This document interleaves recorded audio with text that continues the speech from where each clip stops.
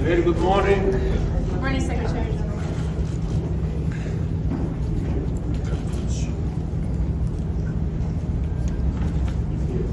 I want to say a few words about the deeply concerning situation in the Democratic Republic of Congo.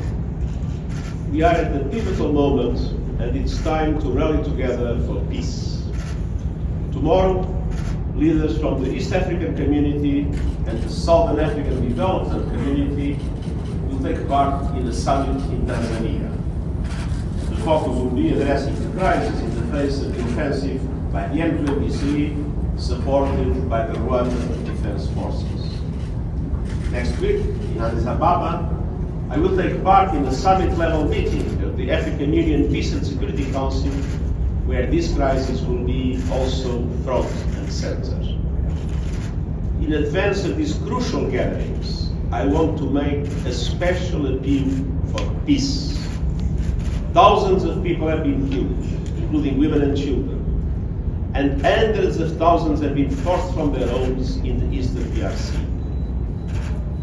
We also see the continuous threats by other armed groups, either Congolese or foreign. All of this is having an enormous human toll. We have countless reports of human rights abuses, including sexual and gender-based violence, forced recruitment, and the disruption of life-saving aid. The humanitarian situation in and around Goma is perilous. Hundreds of thousands of people are on the move, with many of the previous sites hosting displaced people north of the city now looted, destroyed, or abandoned. Healthcare facilities are overwhelmed, and other basic services, including schools, water, electricity, phone lines, and internet, are severely limited. Meanwhile, the conflict continues to rage in South Kivu and risks engulfing the entire region. I want to pay tribute to all those who have lost their lives, including MONUSCO Blue Helmets and regional forces. And I express my solidarity with the Congolese people who find themselves yet again the victims of seemingly endless cycle of violence. As the summit in Tanzania gets underway, and as I prepare to leave for Addis Ababa, my message is clear. Silence the guns. Stop the escalation. Respect the sovereignty and territorial integrity of the Democratic Republic of the Congo. Uphold international human rights law and international humanitarian law. There is no military solution. It's time for all the signatories of the Peace, Security and Cooperation Framework for the DRC and the region to honor their commitments. It's time for mediation.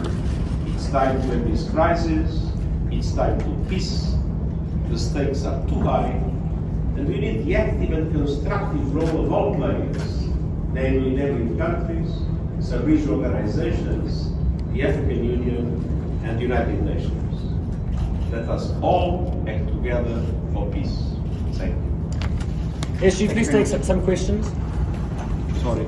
Today Why won't you Any take our message to questions? Rwanda in Why won't you take particular, our Secretary questions? Press conference. That's on press conference. Secretary General, reaction to President Trump's comments that the UN has potential.